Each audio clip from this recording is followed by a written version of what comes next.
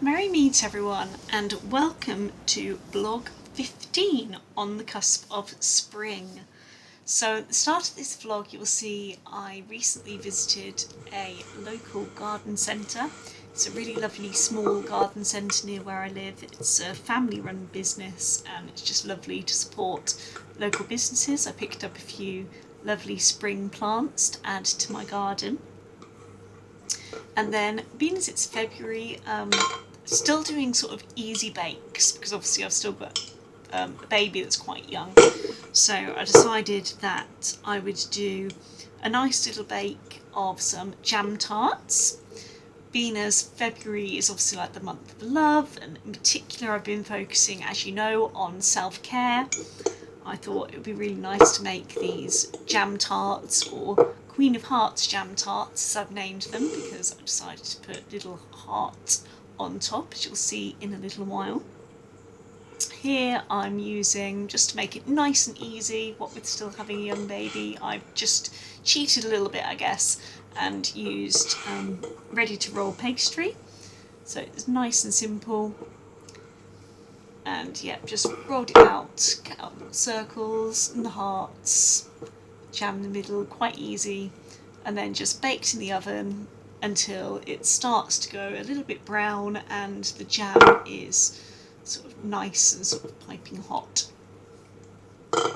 My daughter really loved these actually. She goes through phases of either really liking jam and then like suddenly not liking it. Thankfully she was in a phase of liking jam. This was, as I said, strawberry jam that I was using, and we had some pastry left over, and a couple of days later she actually wanted to make some more with me, and the second batch we used raspberry jam, although the jam then had the little pips in it, which she wasn't so keen on. So I think she's okay with jam as long as it doesn't have the pips in, but just a little note for me for next time.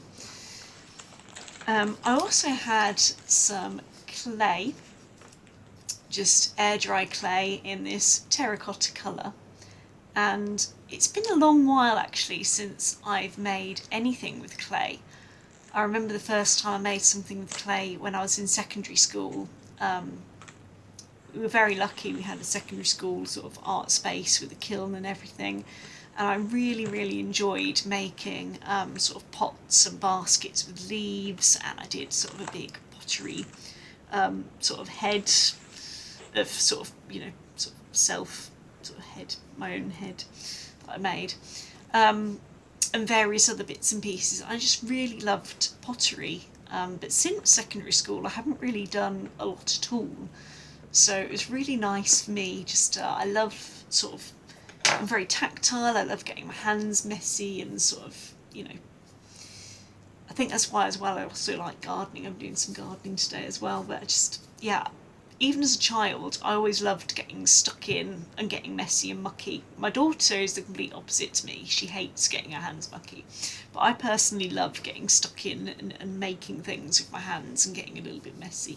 So here I am with my clay. I decided that I would make, you know, going along with this self-love theme in February, I decided that I would make a goddess tea light holder. Possibly to go on my altar, or possibly just to sit somewhere and just sort of reflect. So yeah, I actually found it quite tricky. As I said, it's been a while since I worked with pottery. Wasn't necessarily focusing on any particular goddess, just sort of thinking about the female figure. The fact that all females really were all goddesses in our own right. And yeah, it took me quite a little while to sort of smooth it out. I did treat myself to some nice new pottery tools as well. I might try and do some other little bits of pottery in future. Not necessarily more goddess tea light holders, maybe some more pots and things like I remember making at secondary, but yeah, overall I was pleased with how it turned out. Bearing in mind as well obviously that I was trying to do this whilst my baby was having a nap. Yeah, the hair actually turned out really nicely. I didn't take a video actually of the finished thing with the tealight in it, which I should try and do at some point. I realise as well, obviously, that this was all filmed back in the second half of February, but I'm doing the voiceover for this probably right before I post it up, which is now, it's now been exactly a month since I last posted a video to this YouTube channel, and yeah, I'm not going to apologise for that though, because as I said, during February I was really focusing on self-care and, you know, not putting too much pressure on myself, and, you know, I don't like filming things in advance. I know some YouTubers, like, you know, particular sort of celebrations and things, they'll film bits of it sort of, you know, days or even weeks in advance, and I can't live my life like that personally. I like to sort of be real and be in the moment, and yeah, just be down to earth and record real life. So yeah, this was filmed in the second half of February, but I'm doing the voiceover for it on the 18th of March, right in the middle of March, right before it goes up, and you'll probably get the other video for the first half of March, probably right after this goes up as well. But hey ho, such is life, such is having a family with a small baby. But yeah, so as I said, really enjoyed doing this. I always think adding that hair and adding sort of texture to the hair makes it come alive. I found that when I did sort of the bust, the sort of head of myself at school, because I've got curly hair, I found putting the hair on really sort of made it stand out. At this point the figure was starting to sort of droop forwards a bit, so I was trying to get her to sort of sit up a little bit more.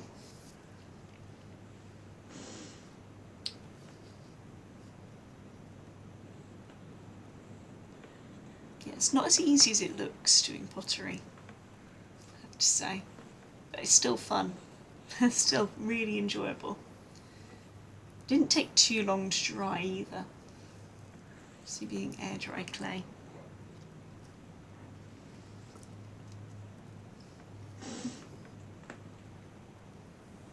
Decided that I wanted to add a little heart just on the front as well. So yeah, a little bit out of focus, but this was the final outcome with the little heart on the front. So at some point I'll try and include some video footage of the tea light in it as well. So being as it was then getting near the end of February, I wanted to do my March setup in preparation, and the watercolour paints that you've seen just there in the little tin, they were actually some sort of shiny, sparkly, metallic watercolours that I got back at Yuletide, and I wanted to try them out, and I thought, what better way than to do a March journal spread that you know, included an element of water. And whenever I think sort of water, I sort of thought, oh, what about a koi carp theme?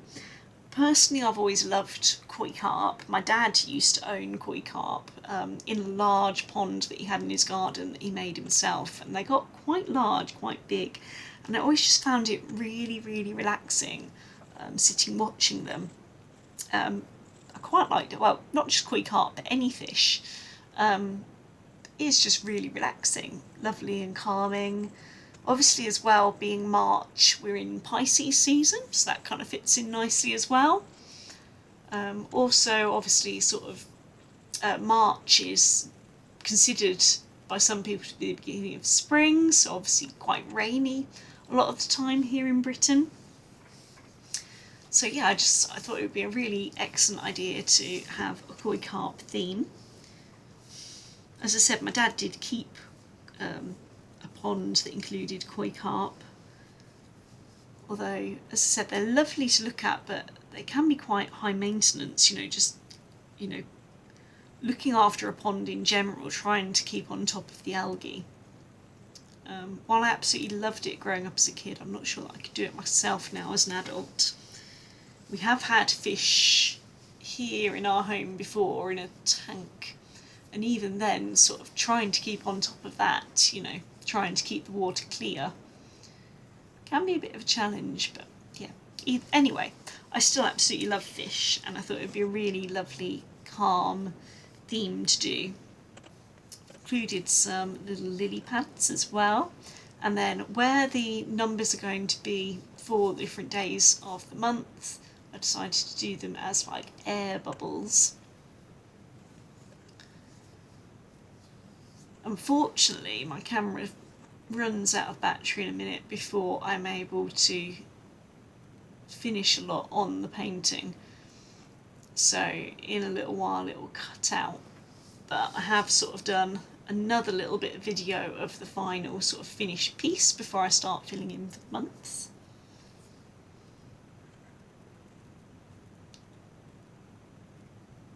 But yeah, overall again I'm really pleased with how it turned out.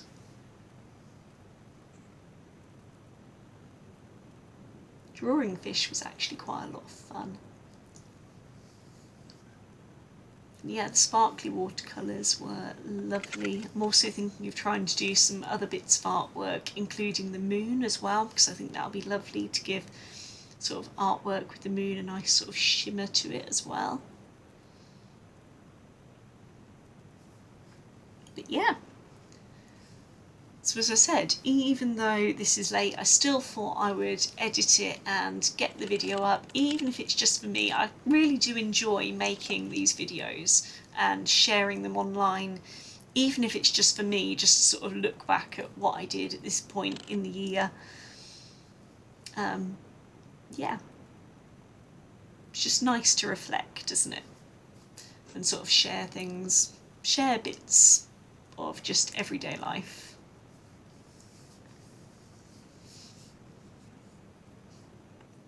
There we go, so there's my finished March spread. And sort of just about make out some of the shimmer. Blessed be, I'll see you in the next video. Bye everyone.